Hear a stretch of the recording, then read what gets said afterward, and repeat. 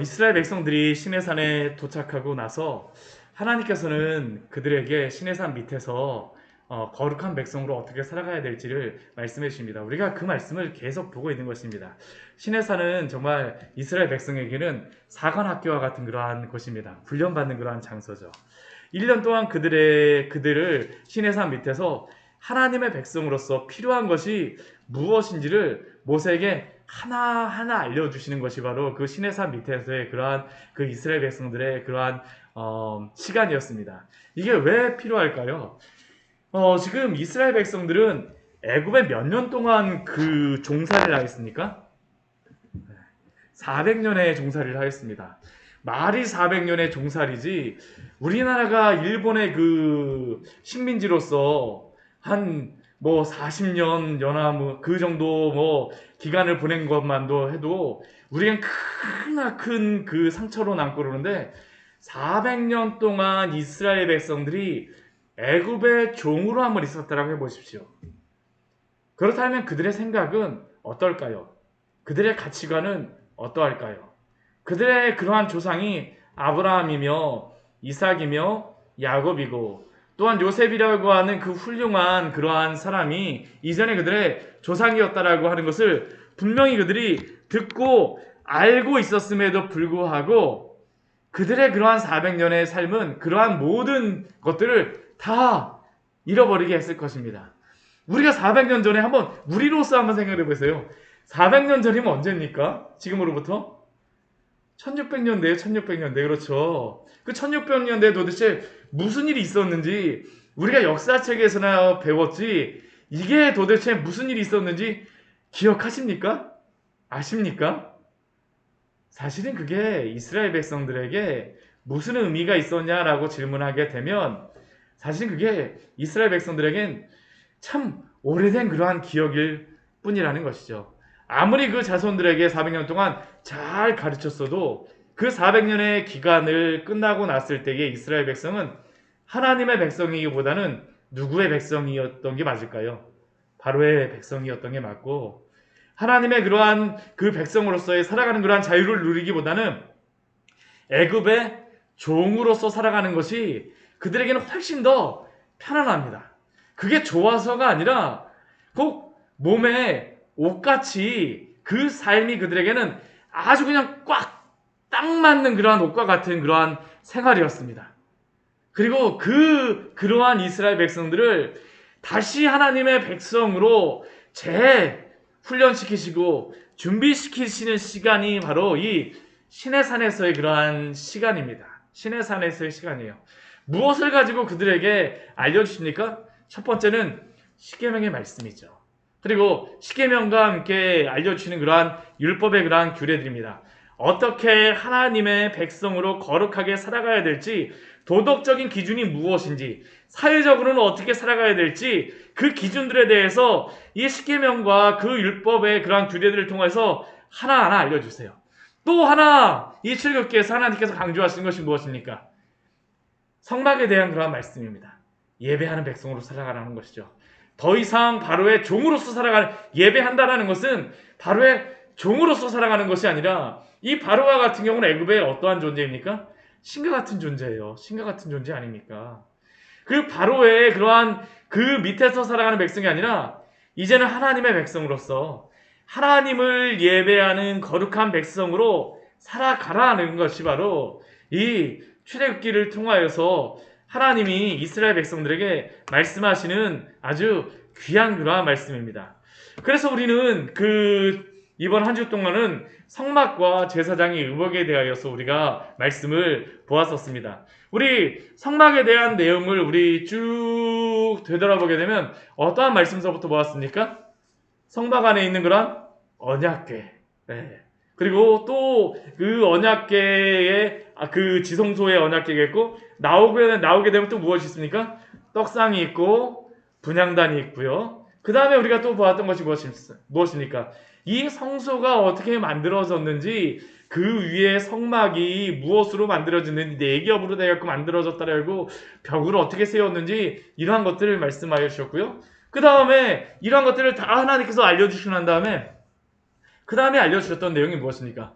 이제 성소를 나옵니다. 성소에 나오고 나서 이제 번제단에 대해서 말씀해 주시죠. 번제단에 대해서 말씀해 주셨어요. 그리고 이 번제단, 이 성막 전체를 감싸고 있는 그러한 울타리와 함께 그 뜰을 하나님께서 말씀하셨던 것이 바로 이 성막에 대한 그러한 외적인 그러한 부분이었습니다. 그리고 그 뒤를 이어서 말씀해 주셨던 그러한 말씀이 무엇입니까? 제사장에 대해서 말씀해 주세요. 제사장에 대해서. 제사장이 무엇을 입고 하나님을 섬겨야 되는지. 그러니까 이 출애굽기의 말씀, 우리가 그 앞에 그 출애굽기 19장 이후의 말씀을 보게 되면 이게 뭐 도대체 무슨 말씀이야 하고서 읽게 되면 전혀 이게 뭐 그냥 따로 노는 말씀 같은데, 우리가 이 말씀을 잘 몇 주 동안 이렇게 말씀을 보니까 어떻습니까? 이 말씀이 그냥 적혀있는 그런 말씀이 아닙니다. 하나님이 이스라엘 백성들로 하여금 하나님의 백성답게 살게 하기 위해서 하나하나 차근차근 알려주시면서 그 의미가 무엇인지를 우리에게 말씀하여 주시죠. 말씀하여 주십니다. 특히나 우리가 보았던 이 순서대로 본다면 이게 그 앞부분의 그러한 내용은 이 하드웨어적인 이 성막에 대한 그러한 것이라고 그러면 이 뒤에 부분은 무슨 말씀입니까? 그 안에서 섬기는 제사장이 소프트웨어적인 그러한 것이라고 볼 수 있습니다. 컴퓨터로 본다면 그러한 내용이에요. 하나님께서 이렇게 차근차근 하나씩 하나님의 백성으로 어떻게 준비할지를 알려주시는 것이 바로 이 출애굽기의 말씀이죠. 그래서 우리가 한 절 한 절 잘 준비해서 보는 게 너무나도 중요합니다. 이게 잘 보게 되면 이 의미가 무엇이구나 라는 것을 우리가 알게 되고요. 이 말씀을 지금은 그냥 이렇게 읽어가면서 이렇게 하지만 나중에 한번 이 말씀을 한번 묵상하면서 읽어보십시오. 하나님이 이래서 이렇게 성막을 세우시는구나. 이게 바로 예수 그리스도의 그러한 구원과 관련이 있구나. 제사장의 그러한 의복이 그냥 입히시는 것이 아니라 예수 그리스도로 우리가 옷 입는다라는 것이 무엇인지를 알려주시는 그러한 것이구나. 제사장이 관을 썼던 것이 그냥 씌우신 게 아니라 정말로 여호와께 성결이라고 하는 그러한 것과 함께 사람의 그러한 것이 아니라 오직 우리가 그리스도로만 옷 입어야지 그 앞에 설 수가 있구나라는 것들을 우리로 하여금 알게 하십니다. 차근차근 우리에게 보여주세요. 그리고 이렇게 제사장의 의복까지 말씀하시고 난 다음에 오늘 말씀에서 우리에게 주시는 말씀은 무엇이냐면 제사장을 정식 제사장으로서 세우는 그러한 위임식에 대하여서 알려주시는 말씀이 오늘 말씀입니다. 그러니까 제사장을 어떻게 옷 입는지에 대해 말씀해 주고요. 이제 제사장을 어떻게 정식 제사장으로 세우는지 그 예식에 대해서 알려주시는 말씀이 오늘 말씀이에요. 오늘 그 1절 말씀을 보게 되면 그 제사장들, 지금까지 이렇게 말씀하셨던 그 제사장들에 대하여서 나를 섬길 제사장 직분을 위임하라라고 말씀하십니다. 위임하라. 여기서 제사장 직분을 위임하라라는 이러한 단어가 그 원래 히브리어에 보게 되면 이게 카한이라는 그러한 단어입니다. 카한이라는 그러한 단어. 네. 근데 제가 왜 이 말씀을 드리냐 하면 이 제사장 직분을 위임한다라는 이 여기로부터 제사장의 그러한 이름이 나옵니다. 그래서 그 혹시 영화 같은데 보시게 되거나 그러게 되면 코헨이라고 하는 그러한 이름이 가끔씩 들어가는 그러한 이름들이 있어요. 유대인들 중에서 코헨이라고 들어가는 그러한 이름을 따져 올라가게 되면 그들의 조상이 누구였을까요? 제사장 집안 출신이라는 겁니다. 제사장 직분을 위임하여. 이 제사장이라고 하는 것은 제사장 위임식이라고 하는데 이 위임한다라는 그러한 단어가 우리 29장 말씀해 보게 되면 세 가지의 그러한 단어로서 우리에게 말합니다. 우리 첫 번째 이야기에 그 말씀드렸던 것 같이 제사장 직분을 위임한다. 제사장으로 세운다라는 그러한 의미고요. 아까 그 단어 카한이라는 그런 단어는. 그리고 또 뒤에는 우리 그 9절 말씀에 보게 되면 그의 아들들에게 위임한다라는 이러한 단어가 나오는데 이 단어는 어떠한 의미냐 하면 이게 손이라는 그러한 단어입니다. 손이라는 그러한 단어.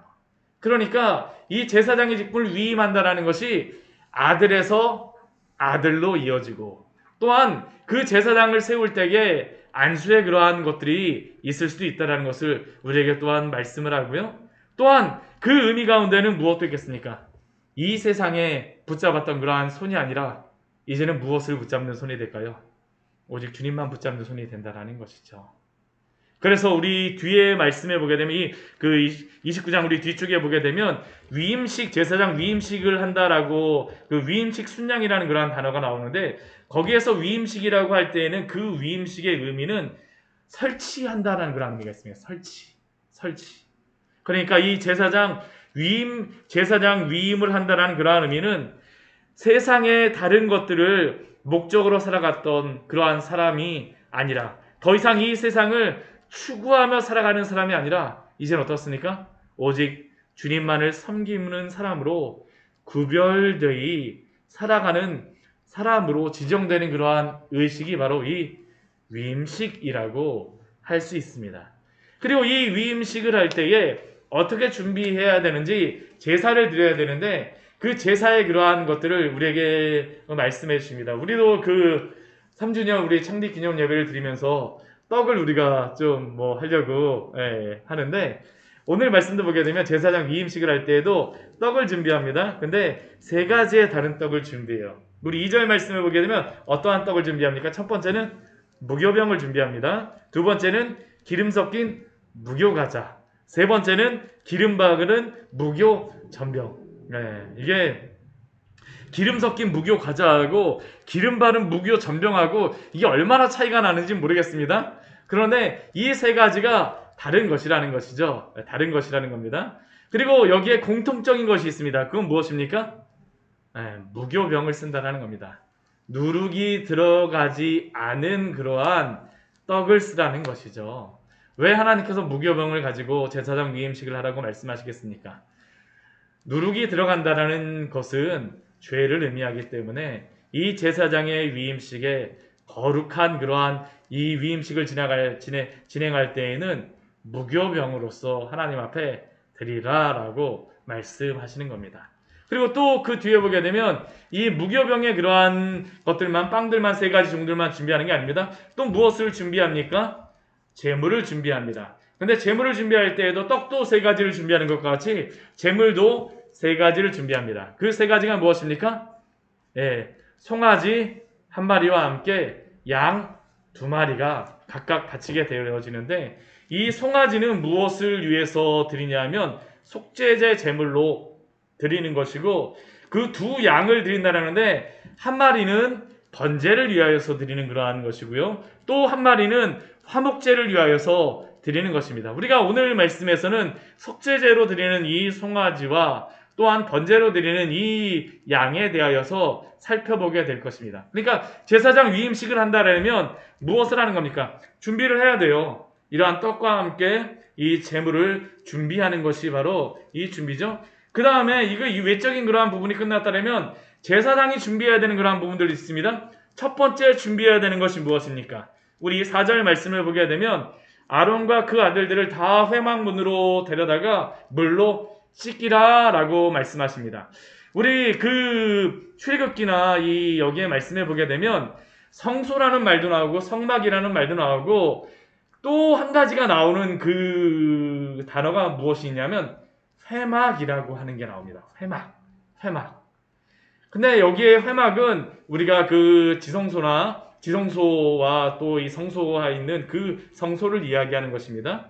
근데 이 회막의 그 의미는 무엇이냐면 약속된 그러한 장소입니다. 무엇으로 약속된 장소일까요? 하나님을 만나도록 약속된 장소가 바로 이 회막입니다. 그리고 그 회막 앞에 나오게 되면 첫 번째 있었던 그러한 것이 무엇이 있었습니까? 물두멍이 있었어요. 손을 씻는 물두멍. 그리고 그곳에서 하나님께서 무엇을 말씀하시는 겁니까? 회막문 앞에 그 물두멍으로 제사장들을 데려다가 놋바다로 제사장들을 데려다가 그곳에서 씻기라 라고 말씀하시는 것이죠. 첫 번째 제사장의 준비는 무엇입니까? 씻는 것입니다. 씻는 것. 이 씻는다라는 의미는 어떤 의미가 있을까요? 몸을 씻는 것도 있지만 그러나 더 본질적인 것은 무엇이겠습니까? 그들의 마음을 씻으라는 것이죠. 제사장이 된다라고 하면서 그 세상에 찌든 그 죄의 때들을 묵은 때들을 가지고 주님의 일을 감당할 수 없다라는 것이 바로 이 물로 첫 번째 씻으라라는 그러한 의미에 들어가 있습니다. 두 번째 하나님께서 명령하시는 것은 무엇입니까? 옷을 입히라는 것입니다. 세상의 묻은 때를 벗어버리고 죄는 벗어버리고 대신 무엇을 입는 사람이 되는 겁니까? 주님이 말씀하여 주신 그 의복을 입으라가 바로 오늘 제사장들에게 제사장 위임식에서 말씀하는 것이죠. 그래서 우리 5절서부터 우리 말씀을 한번 보십시오. 우리 9절까지의 말씀을 보게 되면 우리가 지금까지 보았던 그 제사장 의복에 대해서 차례대로 우리에게 말씀합니다. 대제사장 같은 경우엔 대제사장이 입는 그 의복의 방식이 있었죠. 먼저 무엇부터 있습니까? 속옷부터 입어요. 하얀색 그 속옷부터 먼저 입습니다. 오늘 5절 말씀 보십시오. 아론에게 속옷을 입힙니다. 그리고 그 속옷 위에다가 무엇을 입힙니까? 에봇 받침 겉옷, 청색의 그 옷을 입힙니다. 그리고 그 다음에 무엇을 입힐까요? 그 위에 에봇을 입히고 또한 가슴에다 무엇을 채웁니까? 한결 흰패를 채우는 게 바로 제사장이 입는 기본적인 그러한 의복이죠. 그리고 거기다 띠를 딱 띠게 하면 기본적인 옷은 입습니다. 그 다음에 무엇을 하게 할까요? 딱 관을 쓰게 합니다. 이 관 앞에는 무엇이라고 쓰였겠습니까? 여호와께 성결이라고 쓰였겠죠. 이게 바로 제사장이 입어야 되는 그러한 것입니다. 그냥 주님 앞에 나올 수 없다라는 것입니다. 제사장은 무엇을 입어야 되니까? 주님이 명령하신 옷을 입은 사람이 바로 제사장이라는 것을 우리에게 말씀합니다. 첫 번째는 무엇이에요?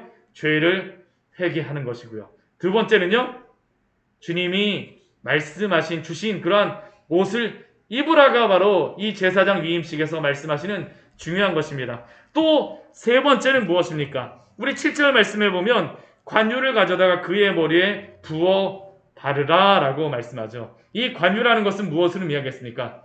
성령을 의미하는 것입니다. 사실 오늘 우리가 제사장의 옷을 입힌다라고 하지만 이것은 성도가 왕같은 제사장이 된다라고 했을 때 우리의 그러한 구원의 그러한 모습을 나타내는 것입니다. 우리가 어떻게 구원을 받을까요? 우리의 죄에 대해서 보게 하시죠. 회개하게 하세요. 그리고 또한 우리가 예수 그리스도를 믿을 때에 우리는 의롭게 되어집니다. 어떻게 해요? 예수 그리스도를 믿음으로 말미암아. 근데 예수 그리스도를 믿음으로 말미암아 우리가 예수 그리스도와 같이 연합하게 되어져요. 연합한다는 의미는 예수 그리스도를 옷 입는다라는 그러한 의미가 있습니다. 예수 그리스도 안에서.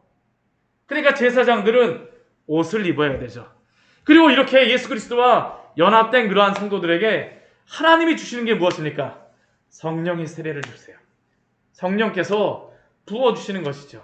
오늘 아주 제사장이 된다라는 것을 통하여서 우리 성도들이 어떻게 주님을 믿고 하나님의 그런 왕같은 제사장으로 준비되는가라는 것을 차례대로 우리가 보여주십니다. 그러니까 이 제사법이라는 것이 물론 우리가 이렇게 하진 않습니다. 우리 교회 그 성도님들 오셨다 그래갖고 뭐 세례 교육 행하는 것이 아니라 막 오시게 되면 막 이렇게 제사장 하는 것처럼 이렇게 하지 않습니다. 그러나 오늘 이 말씀을 통해서 말씀하시는 것이 무엇이에요?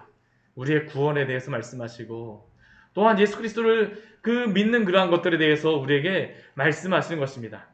또한 지금까지는 그 대제사장 아론이 입는 이 옷이었다라면 우리 8절과 9절 말씀에는 아론의 그러한 아들들 보통 일반 대제사장들이 입는 그러한 옷을 우리에게 보여주고 있습니다. 그의 아들들은 어떻습니까? 그들도 다 씻었습니다. 다 씻은 다음에 오는 거예요. 그냥 씻지 않고 옷 입을 수 없어요. 씻은 다음에 오는 겁니다. 그런 다음에 와갖고 어떻게 합니까? 그들에게 속옷을 입힙니다. 속옷이라고 이야기하지만 이것은 속옷을 의미하지 않습니다. 사실은 이게 보통 때 제사장들이 입는 그러한 겉옷과 같아요. 세마포 옷, 하얀 옷. 그냥 보통 때 그 옷을 입습니다. 그 옷을 입고요. 그 다음에 어떻습니까? 띠를 띄우는 겁니다. 그리고 무엇을 해요? 관을 씌우고 이렇게 하게 되면 그들의 제사장으로서의 그러한 의복이 갖춰지게 되는 것이죠. 그 다음 그들을 무엇으로 삼으십니까? 제사장의 그러한 직분을 맡겨서 영원한 규례가 되게 하라라고 말씀하십니다. 앞으로도 이제 제사장 위임식을 하게 되면 어떻게 하라는 것입니까? 이렇게 하라라고 말씀하시는 것입니다. 이것이 바로 제사장 위임식의 과정입니다. 첫 번째는 제물을 준비하고요. 그리고 씻고 옷을 입고 기름을 붓는 그러한 예식이 바로 제사장 위임식입니다. 위임식입니다.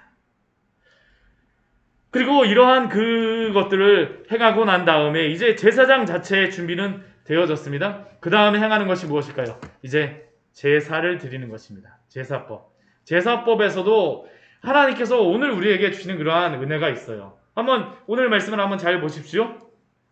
먼저는 무슨 제물을 드리냐 하면 숫송아지를 드리라라고 말씀하십니다. 이 숫송아지는 어떠한 제물이냐 하면 속죄제의 그러한 제물이에요. 속죄제의 제물. 근데 이 속죄제의 제물을 가져왔을 때에 가장 먼저 아론과 그의 아들들에게 하라고 명령하시는 것이 있습니다. 무엇일까요? 그 숫송아지의 머리에 안수하라는 겁니다. 안수하라는 것이에요. 왜 안수할까요?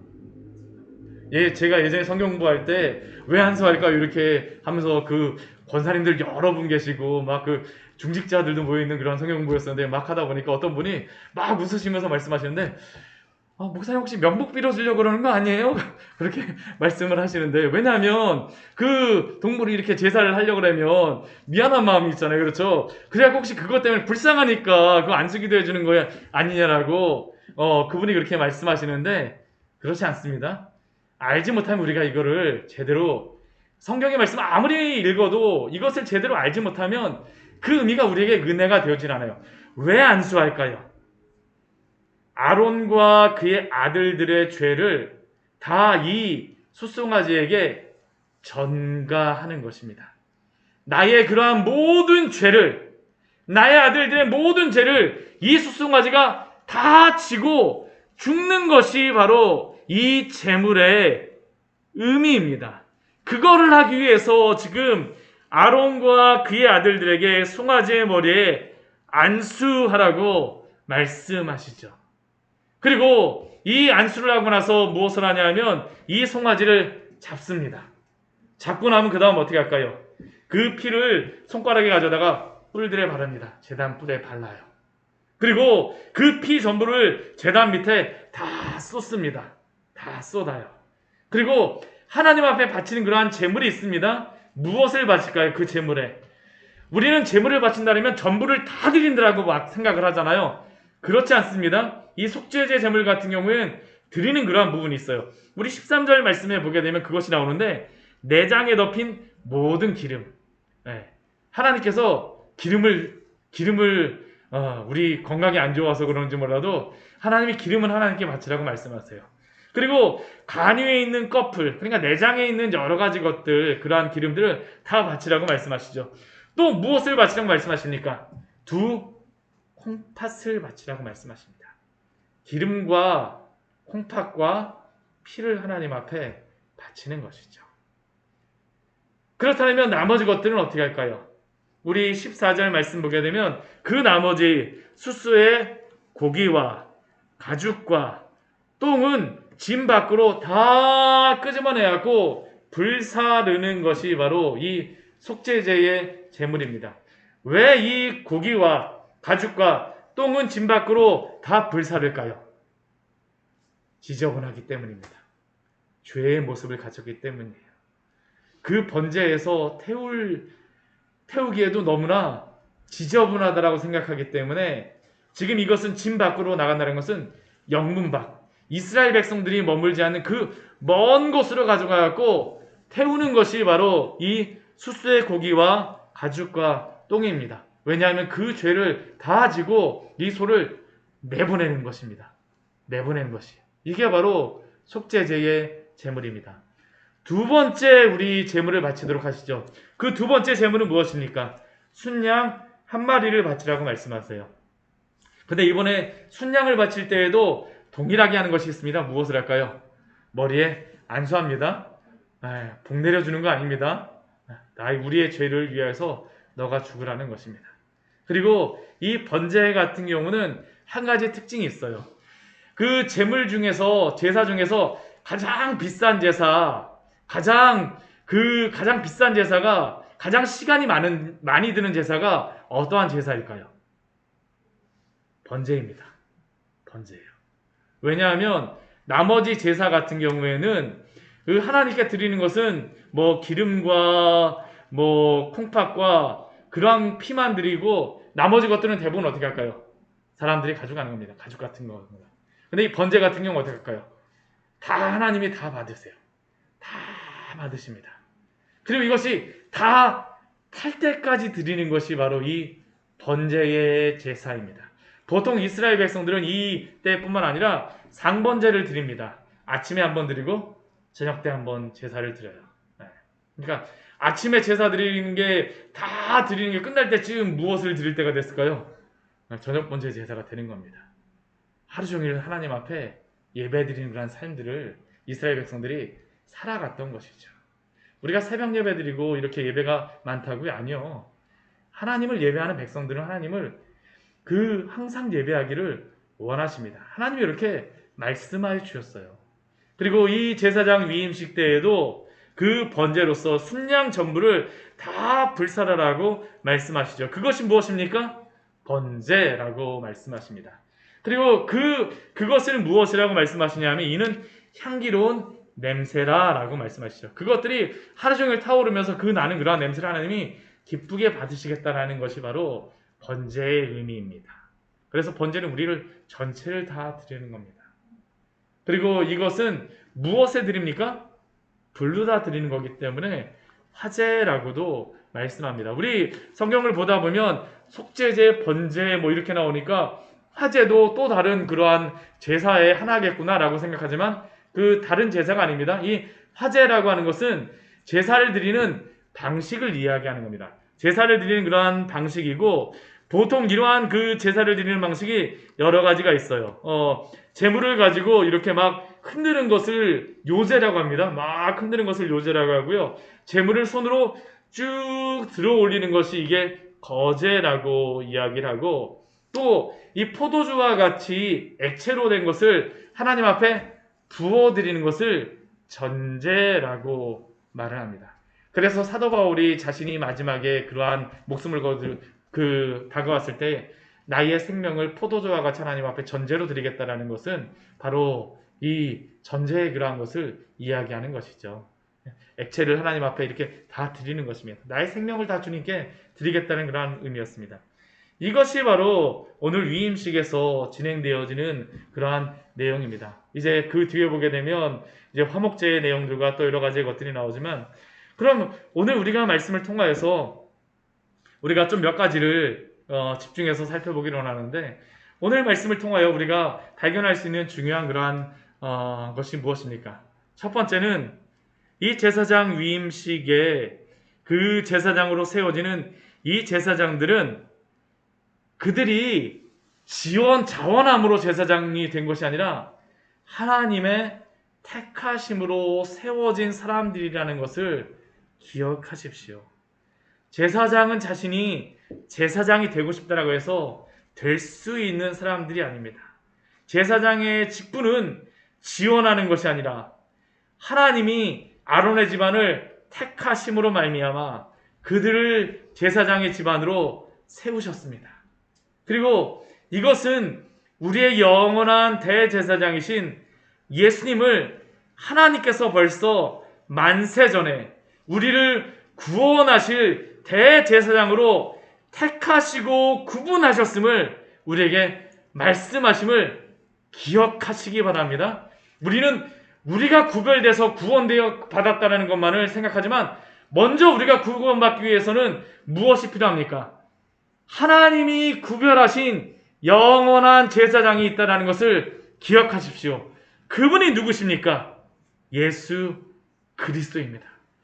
그래서 우리는 오직 예수 그리스도를 통하여서만 하나님이 택하신 그 제사장이신 그분을 통하여서만 우리가 우리의 모든 죄의 문제와 우리의 구원의 모든 문제가 해결되는 줄 믿습니다. 이 제사장이 드리는 이 제물은 1년마다 한 번씩 계속 대속제일마다 드려야 되고 죄를 지을 때마다 드려야 되지만 우리는 더 이상 이 교회에 올 때에 여러분들 교회 올 때 오늘 양을 안 가져왔네 하면서 걱정하시고 오시는 분 계십니까? 아니요. 소를 안 가져왔네 걱정하시는 분이 계십니까? 아니요. 왜 우리는 더 이상 그것을 걱정하지 않아도 됩니까? 우리 주 예수 그리스도가 우리의 제사장이 되어 주심으로 말미암아 우리의 영원한 제물이 되어 주심으로 말미암아 우리가 구원을 얻은 줄 믿습니다. 하나님이 세우신 것입니다. 하나님이 세우신 그 대제사장을 통하여 우리가 구원받았습니다. 그리고 또한 은혜가 무엇입니까? 하나님이 택하신 이 대제사장, 또한 그 대제사장을 통하여서 우리를 택하시고 우리를 택정하시고 구원하신 줄 믿습니다. 그래서 우리의 구원은 하나님의 은혜입니다. 우리가 구원을 생각할 때 가장 먼저 생각해야 될 것은 하나님의 택하심과 함께 은혜를 기억하십시오. 하나님이 오늘도 우리에게 그 구원의 은혜를 주심으로 말미암아 우리가 이 자리에 나와서 하나님을 예배하며 하나님을 높일 수 있게 된 줄 믿습니다. 이게 얼마나 큰 은혜인지 모릅니다. 두 번째, 오늘 제사장 위임식의 그 모습을 통하여서 우리가 발견할 수 있는 중요한 것이 무엇입니까? 제사장이 된다는 것은 삶의 목적이 바뀐 사람이라는 것을 기억하십시오. 오늘 우리가 보았던 것 같이 제사장들 같은 경우에 처음에 오게 되면 하나님께서 무엇을 모세로 하여금 하게 하십니까? 씻게 하세요. 회개케 하십니다. 깨끗이 씻는다라는 것은 바로 그들이 제사장의 직분을 행하러 나오기 전에 반드시 회개가 필요함을 우리에게 말씀합니다. 왜 회개가 성도에게 필요합니까? 우리가 하나님의 백성이 된다는 것은 죄악된 세상을 떠나서 하나님 나라의 백성이 된다는 것을 의미합니다. 그리고 이것은 더 이상 세상의 죄악된 가치관과 또한 세상의 여러 가지 법들이 아니라 하나님의 말씀을 따라 살아가겠다는 것을 의미함을 기억하십시오. 그런데 그렇게 하나님의 백성으로 살아가겠다라고 하면서 회개함 없이 나의 죄를 떠나는 것 없이 하나님의 백성으로 살아가는 것이 가능할까요? 아니요. 가능하지 않습니다. 반드시 제사장이 되기 위하여서는 이전의 죄악을 회개하고 돌이킴이 필요함을 기억하시기 바랍니다. 오늘 제사장의 위임식은 또한 우리에게 알려주시는 귀한 은혜가 무엇입니까? 이 위임식이라는 것 자체가 세상의 것들을 내려놓고 이제는 하나님의 제사장으로 세워진다는 것이 바로 이 제사장 위임식임을 우리는 기억해야 합니다. 그렇기에 제사장들은 이전에 세상에서 손에 꽉 잡았던 것들을 이제는 어떻게 될까요? 내려놓아야 합니다. 주님의 것을 잡기 위해서는 어떻게 됩니까? 세상이 주었던 것들을 내려놓을 수밖에 없어요. 아이들에게 아무리 좋은 것을 한번 주려고 한번 해보십시오. 아무리 손에다가 좋은 것을 쥐어주려고 해도 손에다가 여러 가지 쓸데없는 것들 가득 쥐고 있으면 줄 수 있을까요? 아니요, 줄 수가 없어요. 하나님의 그러한 제사장으로서 하나님의 백성으로 세워주기 위하여서는 우리가 쥐었던 것을 내려놓아야 됨을 기억하십시오. 나의 세상의 목적과 가치관들을 내려놓고 세상을 붙잡기 위해서 예수님을 믿는 것이 아니라 예수님은 우리가 세상에 붙잡았던 것들을 내려놓게 하시기 위해서 우리를 구원하신 줄 믿으시기 바랍니다. 이게 너무나도 중요하죠. 이게 너무나도 중요합니다. 예수님을 믿는다라는 것은 주인이 바뀌었다라는 것을, 바뀐 사람이라는 것을 기억하십시오. 이것이 바로 제사장 위임식입니다. 그렇다고 해서 모두 왕같은 제사장이 되었다고 해서 세상에서 완전히 떨어져 살아가야 된다는 것은 아닙니다. 예수님을 믿고 회개하고 믿었기 때문에 우리의 삶의 모든 우선순위가 바뀌었음을 기억하시기 바랍니다. 하지만 우리의 삶의 우선순위를 점검해 보십시오. 하나님 우리의 삶에서 가장 첫 번째가 되어지기를 원하십니다. 너는 내 앞에 다른 신을 두지 말라고 말씀하세요. 두 번째가 아닙니다. 첫 번째가 되기 위하여서 우리를 구원하셨습니다. 주님이 우리의 목적입니다. 또한 세 번째로 우리가 오늘 말씀을 통하여서 기억해야 될 내용은 제사장도 역시 죄인이라는 것을 기억해야 합니다. 우리가 대제사장의 의복서부터 계속 우리가 이번 주에 보았었지만 예수 그리스도에 대한 그 대제사장의 그러한 모습은 모형 예표입니다. 그러나 인간 대제사장조차도 어떻습니까? 역시 죄인이라는 것을 오늘 말씀을 통하여 우리에게 분명히 보여주십니다. 제물에 안수하는 제사장, 왜 안수를 합니까? 죄인이기 때문이죠. 그가 죄인이기 때문에 안수할 수밖에 없습니다. 히브리서 9장 7절 말씀에서는 그래서 우리에게 이렇게 말씀합니다. 오직 둘째 장막은 대제사장이 홀로 1년에 한 번 들어가되 자기와 백성의 허물을 위하여 드리는 피 없이는 아니하나니. 제사장이 먼저 자신의 그러한 죄를 위하여서 그 제물을 바치지 않고는 들어갈 수가 없다라는 것이죠. 그게 바로 오늘 속죄제물의 필요입니다. 그런데 오늘 속죄제물을 드릴 때에 그 안수를 하는 것보다도 더 중요한 한 가지의 그러한 특징이 있습니다. 그것은 다른 일반 그 백성들이 속죄제물을 드릴 때에는 모든 것들을 다 하나님 앞에 드리지 않아요. 아까 번제단에 드리는 것이 무엇이었습니까? 피와 기름과 콩팥이었어요. 다른 일반 백성들은 그러면 이 속죄제물을 드리고 난 다음에 나머지 나오는 고기와 가죽과 나머지 부산물들은 누가 가져갈까요? 백성들이 가져가는 것입니다. 근데 오늘 한번 말씀을 보세요. 우리 14절 말씀을 보게 되면 제사장의 그러한 속죄제는 어떻게 합니까? 고기와 가죽과 똥을 진 밖에서 불사르라라고 말씀하십니다. 왜 유독 제사장의 그러한 제물에 대하여서만, 속죄제에 대하여서만 이것을 명령하시겠습니까?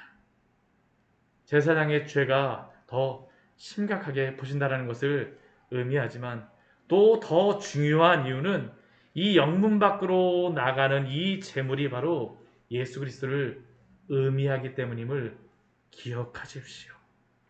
그리고 이것이 바로 예수님이 예루살렘 성 바깥에서 십자가에 못 박히시는 이유입니다. 오늘날 우리가 예루살렘에 가게 되면 예수님이 십자가에 못 박히셨다고 하는 그 성묘교회가 있습니다. 그리고 그 성묘교회는 예루살렘 성 안에 있는 것처럼 보여요. 그러나 예수님이 십자가에 못 박히셨던 2000년 전에는 그렇지 않습니다. 그때에는 예수님은 십자가를 지시고 성 밖에 있는 그 골고다까지 직접 걸어가셨습니다. 왜요? 바로 대제사장의 제물과 같이 그 죄의 더러움을 지시고 성문 밖으로 나아가셔서 십자가에 못 박히심으로 그 죄의 값을 담당하시기 위하여서입니다. 그래서 히브리서 13장 말씀을 보면 우리에게 이렇게 말씀합니다. 우리 말씀 같이 한번 찾아보도록 할게요. 우리 히브리서 13장 우리 11절서부터 우리 12절 말씀, 우리 2절 말씀 같이 한번 보도록 하겠습니다. 히브리서 13장 우리 가장 마지막 장의 말씀입니다. 우리 히브리서 13장 11절과 12절의 말씀입니다. 신약성경 369페이지입니다. 11절 12절 말씀 같이 읽겠습니다. 이는 죄를 위한 짐승의 피는 대제사장이 가지고 성소에 들어가고 그 육체는 영문 밖에서 불사람이라. 그러므로 예수도 자기 피로써 백성을 거룩하게 하려고 성문 밖에서 고난을 받으셨느니라. 이것이 바로 예수님이 성문 밖, 영문 밖, 십자가에서 죽으신 이유입니다. 고린도후서 5장 21절 말씀은 우리에게 이렇게 말씀합니다. 하나님이 죄를 알지도 못하신 이를 우리를 위하여 대신하여 죄로 삼으신 것은 우리로 하여금 그 안에서 하나님의 의가 되게 하려 하심이라. 예수님은 죄인도 아니고 심지어는 고린도후서 우리 5장 21절 말씀을 보게 되면 죄도 알지도 못하시는 분이라고 말씀합니다. 그러나 하나님은 바로 인간 대제사장을 포함하여 그를 믿는 모든 자들을 내 죄를 대신하기 위해서 예수님을 죄로 삼으셨습니다. 예수님이 바로 더러운 죄와 같이 그는 번제단도 아닌 성문 밖에서 불태워진 제물이 되어 십자가에 못 박히신 것입니다. 바로 우리를 위하여 죄가 되신 줄 믿습니다. 그리고 그가 죄가 되심으로 말미암아 우리는 그리스도 안에서 하나님의 의가 되었습니다. 이게 바로 전가죠. 우리의 모든 죄는 예수 그리스도에게 전가되어지고 예수 그리스도의 모든 의는 우리에게 전가가 됨으로 말미암아 우리는 하나님의 무엇이 될까요? 하나님의 의가 되어졌다라고 우리에게 말씀하고 있는 겁니다. 얼마나 큰 은혜요, 얼마나 큰 구원입니까? 이 구원의 은혜에 날마다 감사하십니까? 누가 이것에 대하여 감사하며 감격하며 살아갈까요? 그것은 바로 내가 십자가에서 죽어야 마땅할 죄인이라고 한 것을 깨닫는 사람입니다. 내가 구원받기에 합당하다라고 생각하는 사람들은 예수님의 이 크신 구원에 대하여 감격하며 감사하기보다는 오늘도 또 십자가의 말씀이냐고 귀에 기딱지가 생기겠다라고 오히려 이 말씀을 들을 때에 불평하고 불만을 가질 수도 있죠. 그러나 내가 주고 마땅한 그 죄인이라고 여기는 사람은 어떠합니까? 오늘도 그 십자가 은혜 안에서 감격하며 감사하며 회개함으로 주님을 겸손히 섬기게 되는 줄 믿습니다. 이 은혜가 있으십니까? 이 은혜에 감격하며 살아가십니까? 우리가 왕같은 제사장이 되었다는 것은 우리가 구원받을 만한 자격이 있어서 우리를 제사장 삼아주신 것이 아닙니다. 오늘 말씀은 철저하게 그것을 말씀하지 않아요. 아론이 제사장 삼을 만한 사람이 아니라는 겁니다. 아론과 그의 아들들처럼 하나님의 주권적인 섭리 아래 우리를 택하시고 구원하여 주셨습니다. 그렇게 우리는 더 이상 내가 나의 주인으로 살아갈 수 없는 사람들입니다. 나에게 왜 이것을 해주지 아니하세요가 아니라 나를 구원하신 그 구원에 감격함으로 오늘도 우리 주 예수 그리스도를 구주로 모시고 주로 모시고 살아가시는 믿음의 성도가 되어지기를 축원합니다. 같이 기도하도록 하겠습니다. 우리 오늘 말씀 같이 기억하시면서 우리 기도하기를 원합니다. 예수님의 이 십자가, 이 대제사장의 그러한 위임식 가운데에서도 분명히 드러납니다. 대제사장으로 세워진 것은 자격이 있어서가 아닙니다. 우리를 왕같은 제사장으로 삼아주셨다는 것은 우리가 자격이 있어서가 아닙니다. 아, 내가 왕같은 제사장이 되었구나, 나는 자격이 있구나. 만약 그렇다면 우리 심각하게 우리의 신앙에 대해서 고민해 봐야 됩니다. 우리는 그러한 것을 받을 만한 자격이 없는 사람들입니다. 우리는 죄입니다. 죄덩어리예요. 그러나 주님이 어떻게 하셨습니까? 자신이 대신 우리 대신 죄가 되심으로 말미암아 우리를 의로 삼아주시고 우리를 구원하여 주셨습니다. 이게 바로 복음입니다. 이것이 바로 우리가 왕같은 제사장으로 되어졌다는 그러한 의미입니다. 이 구원을 날마다 감사하며 살아가십니까? 우리 주님 앞에 기도하기를 원합니다. 만약 이 구원의 은혜를 잊어버렸다면 주님, 나에게 이 구원의 감격을 다시 회복하여 주시옵소서. 세상의 다른 것으로 내가 만족하며 살아가는 것이 아니라 이 구원의 감격이 가장 큰 것인데 제가 이것을 잃어버렸습니다. 이것을 보며 우리가 눈물이 있어야 됩니다. 이것에 대해 눈물이 없으면 안 됩니다. 예전에 그 스펄전 목사님이라고 하는 그분, 엄청난 분인데 그분이 설교를 나오질 않아요. 왜 그러냐고 가서 봤더니만 내가 설교를 전해야 되는데 우리 주 예수 그리스도의 그 십자가에 대해서 감격이 없고 감사함이 없다라는 것이 바로 그분이 설교하지 못하는 그러한 이유였습니다. 저도 그것을 보면서 얼마나 도전을 받는지 모릅니다. 우리가 받을 만한 자격이 있어서 구원을 받은 것이 아닙니다. 주님이 우리를 택하여 주심으로 말미암아 우리를 구원하여 주셨습니다. 주여, 이 감격 가운데에 살아가게 하여 주시옵소서. 이 구원 가운데, 이 구원의 은혜 가운데에 살아가게 하여 주시옵소서. 이 구원의 은혜를 다시 회복시켜 주시옵소서. 이 첫사랑을 회복시켜 주시옵소서. 우리 주님 앞에 같이 기도하도록 하겠습니다. 하나님 아버지, 시간 주님 앞에 저희들 기도하며 나아갑니다. 우리의 연약함과 우리의 부족함을 아시는 하나님 아버지,